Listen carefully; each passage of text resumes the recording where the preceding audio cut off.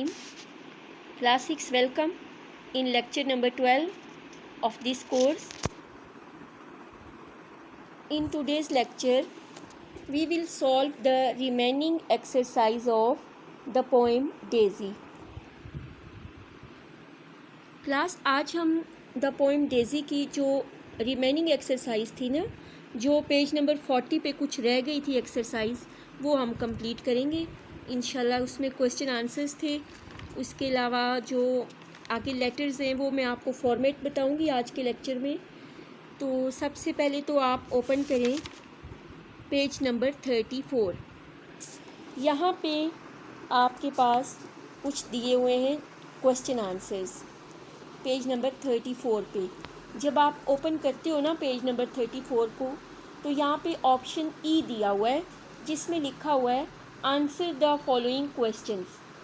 Number 1 is why was the daisy contented even though it was a little flower. मैंने आपके साथ इस chapter को काफ़ी टाइम दिया है ताकि आपको इसका थीम, इसका सेंट्रल आइडिया, पोएम में क्या बताया गया है, क्या बातें उसमें बयान हुई हैं और क्या कैरेक्टर्स थे पोएम में, वो सारी चीज़ें मैंने डिस्कस की हैं डिटेल में। अभी इसमें ऐसा है कि यहाँ पे हम सबसे पहले तो ये देखते हैं कि इसका जो पहला क्वेश्चन है, why was the daisy contented even though it was a little flower, इसका हम आंसर देखते हैं। तो इसका आंसर मैंने आपके लिए लिखा है, daisy was very little and beautiful flower, it was happy with its life, that is why it was contented। इसका मीनिंग ये हुआ कि डेज़ी जो था, आपको पता है क्लास 6 जब हम रीडिंग कर रहे थे इस चैप्टर की, तो हमने देखा था कि एक छोटा सा, एक बिल्कुल जो है ना वो साइज़ में बिल्कुल छोटा सा मासूम सा एक फूल था। मासूम का मतलब ये कि वो इनोसेंट था। बाकी जो रिमेनिंग फ्लावर्स थे वहाँ पे गार्डन में वो काफ़ी क्लेवर थे, शार्प थे, लेकिन जो डेज़ी था वो काफ़ी इनोसेंट फ्लावर था। तो वो वाइट कलर का फ्लावर था और वो अपनी लाइफ से, अपनी ज़िंदगी से बहुत ज़्यादा खुश था। उसे अल्लाह ताला से कोई शिकवा नहीं था। इस वजह से यहाँ पे लिखा हुआ है कि वो कंटेंटेड था। कंटेंटेड का मतलब होता है कि वो शुक्रगुजार था, वो कोई अल्लाह ताला से जो है उसकी नेमतों की कोई नाशुक्री नहीं करता था। ठीक हो गया, ये आपका इसका आंसर है। अभी जो सेकंड क्वेश्चन दिया हुआ है ना, वो ये है why did the lark visit the daisy only. अब जब मैंने आपके साथ इसकी रीडिंग की थी तो मैंने आपको बताया था कि लार्क जो था वो एक बर्ड का नेम है, एक परिंदे का नाम है, और वो डिफरेंट फ्लावर्स पे आके बैठता था और वहाँ पे गार्डन में घूमता फिरता था और अपनी लाइफ को एंजॉय करता था। ठीक है, तो अब वहाँ पे बहुत सारे और ब्यूटीफुल फ्लावर्स थे। सारे फ्लावर्स की ये कोशिश थी कि वो बर्ड जो है उनकी तरफ आए। ये जितने भी फ्लावर्स थे उनके लिए एक ऑनर की बात थी, उनके लिए बड़ी इज्जत और एक जिसको कहते हैं तकरीम का जो है ना सबब बन रहा था। तो वो चाह रही थी कि वो जो बर्ड है वो उनकी तरफ आए, लेकिन सारे फ्लावर्स को एक साइड पे छोड़ के डेज़ी की तरफ वो बर्ड आया और उसकी डेज़ी के साथ फ्रेंडशिप हो गई थी। ठीक है, तो ये आपने इसका आंसर लिखना है कि why did the lark visit daisy only. The lark visited it because it was innocent and not much clever. वहाँ पे मैंने आपको जैसे ऑलरेडी बताया है ना कि बहुत ज़्यादा क्लेवर किस्म के फ्लावर्स थे। तो जो लार्क था, जो बर्ड था, उसको इनोसेंट फ्लावर पसंद आया और वो उसकी तरफ आ गया। ठीक हो गया। अभी आप क्वेश्चन नंबर 3 की तरफ आते हो। इसमें उन्होंने पूछा है how richly I am blessed explain. तो ये जो लाइन्स हैं वो ये पूछ रहा है क्वेश्चन में, नरेटर ये पूछ रहा है, जो लिखने वाला है, राइटर है, वो ये क्वेश्चन कर रहा है कि ये लाइन्स किसने कही है, क्या ये लार्क ने बोली हैं लाइन्स या ये डेज़ी ने बोली हैं। तो आपको पता है कि ये लाइन्स जो थी वो डेज़ी ने बोली थी। तो यहाँ पे आप क्या इसका आंसर लिखोगे, the daisy said this as it was a contented flower. ठीक है, वो कंटेंटेड फ्लावर था और ये अल्फाज उसके थे, डेज़ी के थे। अच्छा, इसके बाद ना नेक्स्ट जो क्वेश्चन है वो है how do you know that the daisy felt bird's pain. आपको कैसे पता चलता है कि डेज़ी जो है वो परिंदे के दुख को समझ रहा है। तो आप इसका आंसर लिखोगे the daisy became very sad when it saw the lark in the cage so he felt bird's pain. Daisy जो था वो बहुत ज़्यादा सैड हुआ। क्यों सैड हुआ? When it saw the lark in the cage, जब उसने लार्क को पिंजरे में बंद देखा, so he felt bird's pain, इस तरह से उसको जो परिंदा था, बर्ड था जिसका नेम लार्क था, उसकी पेन का, उसकी तकलीफ़ का अंदाज़ा हुआ। अभी आप नेक्स्ट क्वेश्चन की तरफ आते हो। यहाँ पे लिखा हुआ है describe the feelings of the lark when it was imprisoned in the cage. आप लार्क की फीलिंग्स को बयान करें, उसके क्या एहसासात थे जब वो पिंजरे में बंद हो गया था। इम्प्रिजन्ड का मतलब होता है कैद हो जाना। जब वो कैद हो गया था तो परिंदे के एहसासात क्या थे। तो आपने यहाँ पे इसके आंसर में लिखना है When the bird was in cage, its songs gone away, it became so sad and finally it died.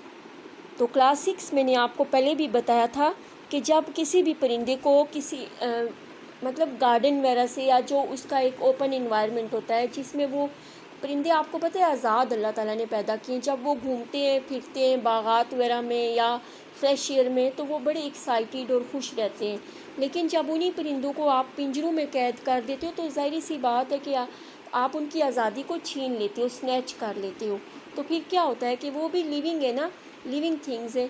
तो वो फिर सैड हो गया था, जो लार्क था वो काफ़ी सैड हो गया था, क्योंकि वो एक पिंजरे में बंद हो गया था और उसकी जो आज़ादी थी, फ्रीडम थी, वो ख़त्म हो गई थी ना। तो इस वजह से आपने इसके आंसर में लिखना है when the bird was in cage, जब बर्ड को पिंजरे में बंद कर दिया गया, इट्स सॉन्ग्स गोन अवे, तो उसके जितने भी सॉन्ग्स, आपको पता है परिंदे जो होते हैं वो चहचहाते हैं। सुबह के टाइम, मॉर्निंग टाइम में अगर आप देखें तो वो अल्लाह ताला की तस्बीह कर रहे होते हैं, मुख्तलिफ़ किस्म की खूबसूरत आवाज़ों में बोल रहे होते हैं। तो वो इनफैक्ट सुबह का टाइम हर जो भी जानदार है वो रब ताला की जो है वो तस्बीह करता है, तो परिंदे भी अल्लाह ताला की तस्बीह कर रहे होते हैं। इस वजह से मैंने आपको ये बताया कि वो जो ब्रिटेन कल्चर है उसमें तो बर्ड्स के सॉन्ग्स उनको कहते हैं, लेकिन हम अपने मुस्लिम सिनेरियो में अगर देखें, मुस्लिम सोसाइटी में, तो हम कहते हैं कि वो अल्लाह ताला की तारीफ़ करते हैं परिंदे। तो जब वो परिंदा जो था वो पिंजरे में कैद हो गया तो उसके सॉन्ग्स जो थे वो तो ख़त्म हो गए, उसने गाना छोड़ दिया। इसी तरीके से वो उदास हो गया, बिकेम सैड का मतलब हो गया कि वो उदास हो गया, एंड फाइनली डाइड। और फिर उसको खाने को भी नहीं, वो जो 2 लड़के जिन्होंने बंद किया था, उसको कैद किया था, उन्होंने उसको खाने के लिए भी नहीं दिया। तो वो भूख की वजह से फिर वो क्या हुआ था, वो मर गया। ठीक है, तो ये 3-4 लाइन्स आपने इसके आंसर में लिखनी है। इसके बाद आप आते हो एक और क्वेश्चन की तरफ, जो कि फाइनल क्वेश्चन है और बहुत इम्पॉर्टेंट। इसमें क्वेश्चन नंबर 6 है, right the moral of the story. अब देखिए यहाँ पे पूरी स्टोरी आपने रीड की है। इसमें जो 2 चीज़ों के बारे में बात हो रही थी, एक बर्ड के बारे में और दूसरा डेज़ी फ्लावर था। तो पूरी जो आप स्टोरी पढ़ते हो, तो किसी भी स्टोरी को जब आप रीड करते हो ना, तो क्लास 6 फिर एंड पे ना आपको उसका मॉरल लिखना होता है कि आपने उससे क्या नतीजा निकाला है। अब जब सारा आपने देखा तो आपने ये भी देखा कि इसका एंड बड़ा ट्रेजिक एंड हुआ है, मतलब सैड एंडिंग हुई है पूरी स्टोरी की। यानी कि उसमें ये हुआ है कि लार्क भी मर गया और डेज़ी फ्लावर को भी काट के वो पिंजरे में फेंक दिया गया था, बर्ड के सामने लड़कों ने फेंक दिया था, तो वो भी मुरझा गया। तो देखिए दोनों चीज़ें वहाँ पे मर गई ना, बिल्कुल ख़त्म हो गई। तो यहाँ पे जो इसका मॉरल मैंने आपके लिए लिखा है ना, वो ये है कि all living things are born to die. इसका मतलब ये हुआ कि जितनी भी जानदार चीज़ें पैदा होती हैं, एक दिन जो है उनको मौत का जायका चखना है और उन्होंने इस फ़ानी दुनिया को छोड़ के जो है अगली दुनिया में जाना होता है। ठीक है, तो ये इसका मॉरल है। तो ये तो था class 6, that was all about the solution of the questions which were given on page number 34। तो यहाँ पे जो हमारा ये द डेज़ी था ना लेक्चर, ये मैंने ऑलमोस्ट इसमें 3 लेक्चर्स आपको डिलीवर किए हैं। मैंने आहिस्ता आहिस्ता ये करवाया है, सॉल्यूशन में भी टाइम लगा है, तो ये बहुत ज़्यादा इम्पॉर्टेंट है। आपका काम ये बनता है कि आपने ना इसको आप अपनी कॉपी पे, नोटबुक पे हर चीज़ को राइट डाउन करना है। ठीक है, हो गया। तो यहाँ पे फिर अभी इसके बाद ये एंड हो जाता है।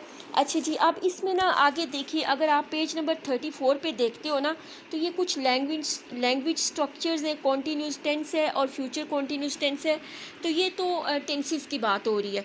लेकिन जो आपके सिलेबस में इंक्लूडेड है ना टेंसेस, वो आई थिंक आप उसको रिव्यू करें, देखें। वो इंशाल्लाह मैं कोशिश करूँगी कि मैं आपको वही टेंसेस कराऊँ, क्योंकि टेंसेस तो आपको पता है आगे काफ़ी लेंथी हैं, लेकिन जो आपके सिलेबस में मैंने इंक्लूड किए हुए वही मैं आपको कराऊँगी, ताकि आपको कन्फ्यूजन ना हो। तो इंशाल्लाह हम अगले लेक्चर में टेंसेस का भी उस पर भी बात करेंगे। तो फ़िलहाल ये जो है ये आपके लैंग्वेज स्ट्रक्चर ये तो आपके सिलेबस में इंक्लूडेड नहीं है, इसलिए मैं इसको यहाँ पे स्किप करके तो आगे जो आपका आ जाता है ना, आप ओपन करते हो पेज नंबर 41। अच्छा जी, यहाँ पे यूनिट नंबर 6 है जो कि ड्राइव द नेल अराइट है। ये भी एक पोइम है। अभी क्योंकि हमने रिसेंटली द डेज़ी पोइम की है, तो इसको हमने बड़े अच्छे तरीके से डिटेल में किया, इसकी समरी भी लिखी है, वर्ड्स मीनिंग हर चीज़ हमने इसकी की है, एक्सरसाइज सोल्यूशन भी हो गया है। तो अभी जो है ना ड्राइव द नेल राइट को मैं एंड पे कराऊंगी। इससे पहले मैं आपको पेज नंबर 41 ओपन करते हो आप, यहाँ पे मैं आपको करवाने लगी हूँ लेटर के बारे में, ठीक है। तो आप पेज नंबर 41 को जब ओपन करते हो ना, तो यहाँ पे आपके पास दिया हुआ है जी लेटर है, ठीक है। तो लेटर में आपको जो है वो आ जाता है, तरीका लिखने का हम बताएंगे कि आप किस तरह से इसको राइट डाउन करोगे, और उसके बाद मैं आपको बताऊंगी कि आगे आपने क्या काम करना है। अच्छा, अब इसमें ऐसा है कि आप आ जाइए पेज नंबर 41 पे। तो ये है रीडिंग